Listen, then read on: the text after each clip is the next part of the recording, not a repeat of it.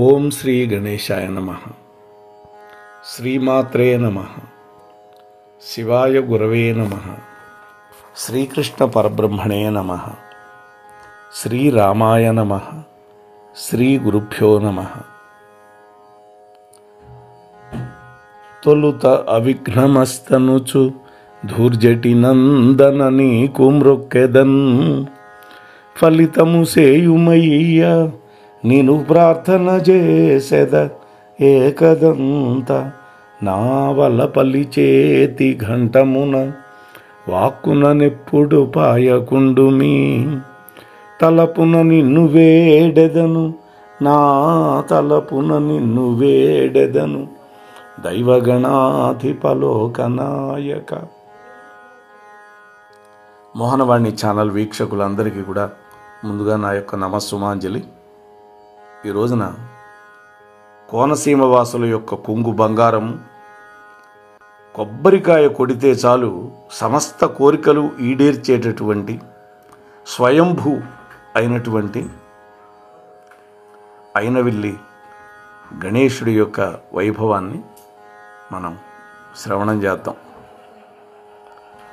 అందమైనటువంటి కోనసీమ జిల్లా అడుగడుగున ఆధ్యాత్మికత ఉట్టిపడుతూ ఉంటుంది.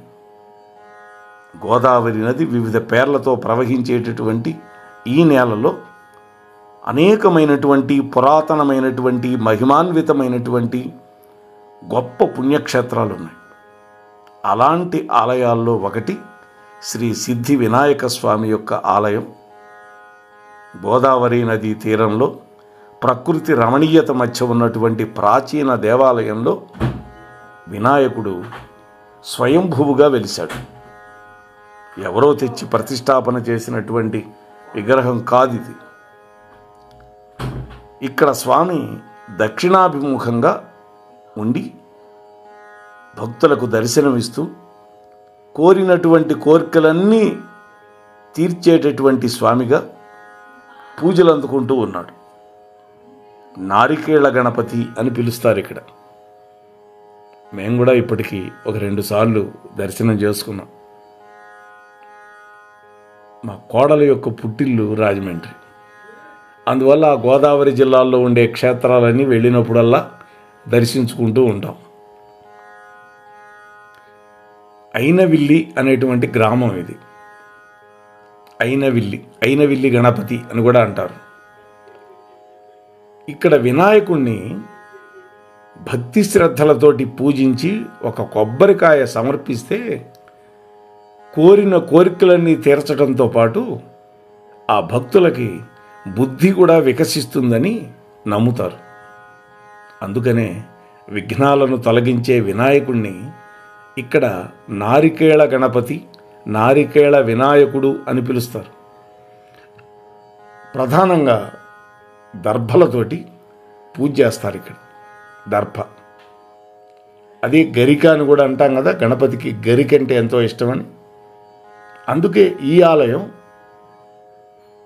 అత్యంత ప్రాచీనం. ఈ వినాయకుడి యొక్క ఆలయ ప్రాంగణంలో క్షేత్రపాలకుడైనటువంటి కాలభైరవుడి యొక్క ఆలయంతో పాటుగా హరిహరసుతుడైన అయ్యప్ప స్వామి కూడా ఉన్నాడు. అంతేకాకుండా శ్రీదేవి భూదేవి సమేత కేశవుడు, అన్నపూర్ణాదేవి, శివుడి యొక్క ఆలయాలు కూడా ఇక్కడ ఉన్నాయి. కాణిపాకం క్షేత్రం కంటే కూడా పురాతనమైనటువంటి సిద్ధి వినాయకుడి యొక్క ఆలయం ఇది. ఇక్కడ రోజు శైవ ఆగమ శాస్త్ర ప్రకారం కొబ్బరికాయలు, పండ్ల రసాలతోటి అభిషేకాలు నిర్వహించడం అనేది ప్రత్యేకత. ప్రతి నెల కృష్ణపక్ష, శుక్లపక్ష, చవితి తిథులు. ఎందుకంటే చవితి అనేది స్వామి యొక్క ఆవిర్భావ తిథి. అందుకనే వినాయక చవితి చేసుకుంటాం కదా, భాద్రపద శుద్ధ చవితి అని. అయితే ఇక్కడ శుక్లపక్షంలో, కృష్ణపక్షంలో వచ్చే చవితి తిథులు, అంతేకాకుండా దశమి, ఏకాదశి, వినాయక చవితి పర్వదినంలో ప్రత్యేకమైన పూజలు చేస్తారు.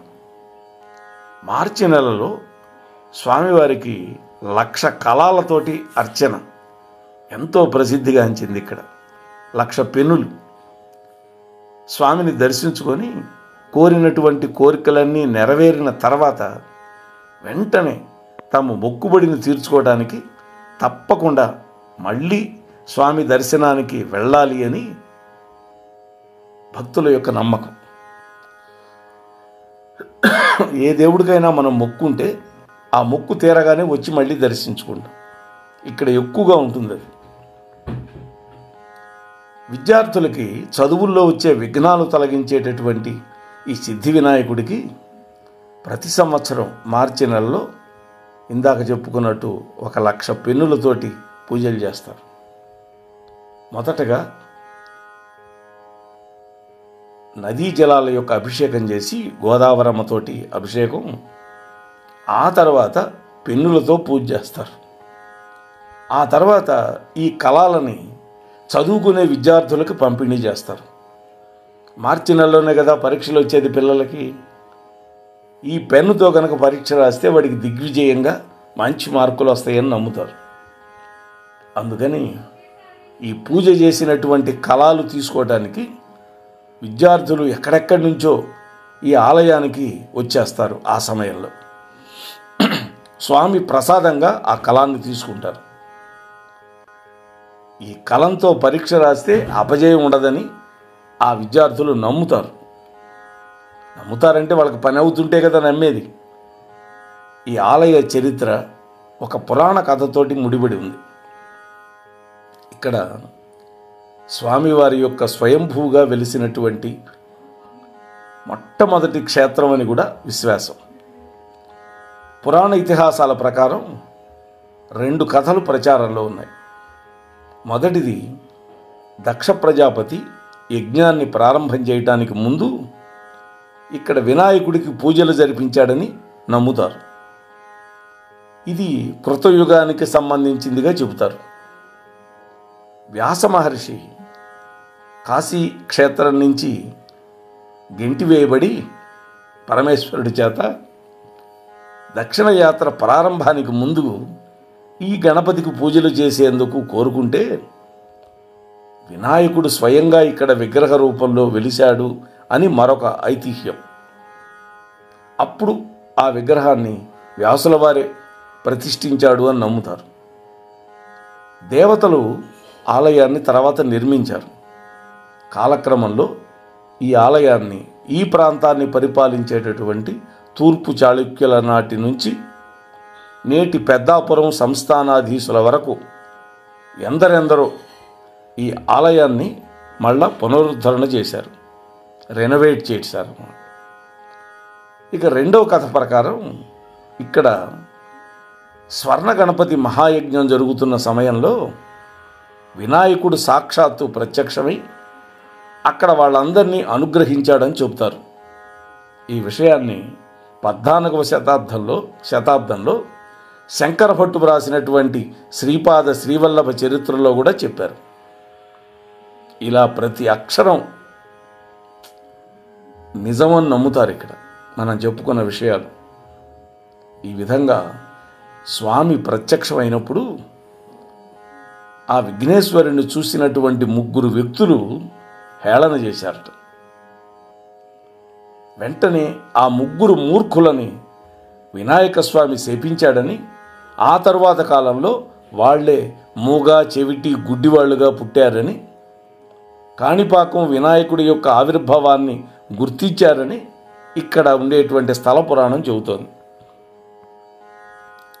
ఈ క్షేత్రం ఇందాక మనం చెప్పుకున్నట్టు కాణిపాక వరసిద్ధి వినాయక క్షేత్రం కంటే కూడా పురాతనమైందని చరిత్రకారుల యొక్క కథనం. సాధారణంగా ప్రతి దేవాలయం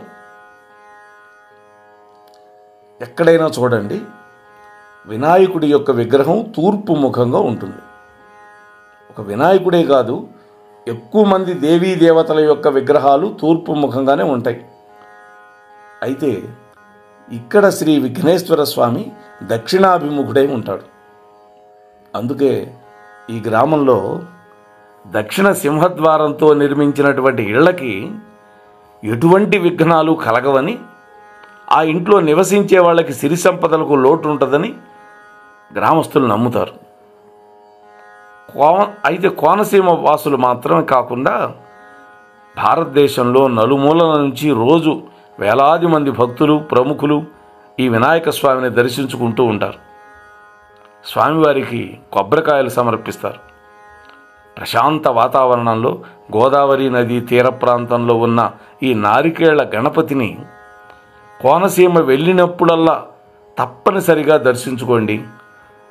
స్వామి యొక్క అనుగ్రహానికి పాత్రులు కండి అని మీతో మనవి చేస్తూ ఉన్నాను. ఎందుకంటే స్వయంభూ ఆలయాలకి ఎక్కువ మహిమ ఉంటుంది, ఎక్కువ శక్తి ఉంటుంది. ఈ విషయాన్ని మనం మర్చిపోకూడదు. అందులో అసలు గోదావరి తీర ప్రాంతంలో ఈ 2 జిల్లాలలో అనేక ఆలయాలు ఉన్నాయి.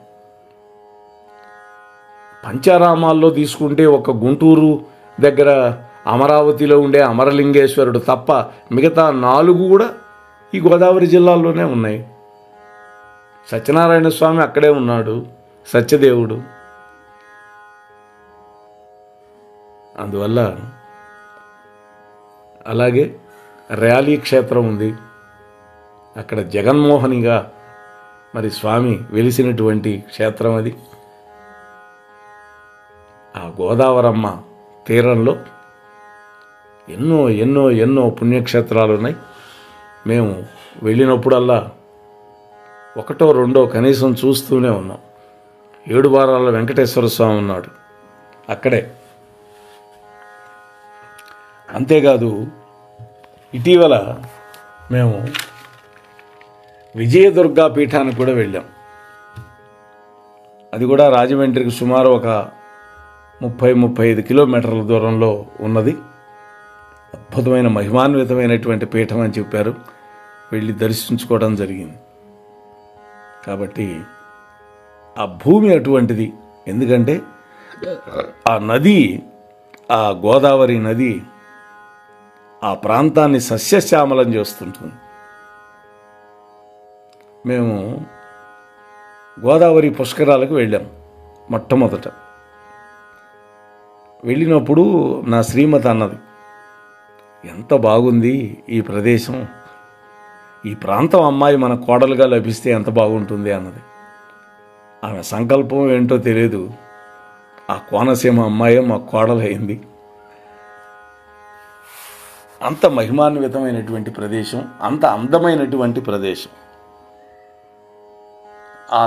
ఇంకా అక్కడ ఏమేమి క్షేత్రాలు ఉన్నాయి వాటి గురించి మళ్ళీ మరొక వీడియోలో మనం చెప్పుకునే ప్రయత్నం చేద్దాం. ఇప్పటి వరకు మీరు ఎవరైనా సరే వెళ్ళకపోతే తప్పకుండా ఈ యొక్క అయినవిల్లి వినాయక స్వామిని దర్శించండి. ఆ స్వామి యొక్క అనుగ్రహానికి పాత్రులు కండి అని మీతో మనవి చేసుకుంటూ ముగిస్తున్నాను. స్వస్తి సర్వేషాం. మోహన్వాణి తెలుగు పోడ్కాస్ట్ వింటున్న శ్రోతలందరికీ హృదయపూర్వక ధన్యవాదాలు. వినండి, వినిపించండి, వింటూనే ఉండండి మోహన్వాణి తెలుగు పోడ్కాస్ట్. మీరు వింటున్నారు మోహన్వాణి. మా కార్యక్రమాలు మీకు నచ్చితే ఇప్పటివరకు మా ఛానల్కి సబ్స్క్రైబ్ చేసుకోకపోతే వెంటనే ఈ క్షణమే సబ్స్క్రైబ్ చేసుకుని ఆ పక్కనుండే బెల్ బటన్ని మ్రోగించి అందరికీ షేర్ చేసి మీ విలువైన కామెంట్ను కూడా చేసి మమ్మల్ని ప్రోత్సహిస్తారని కోరుతున్నాను.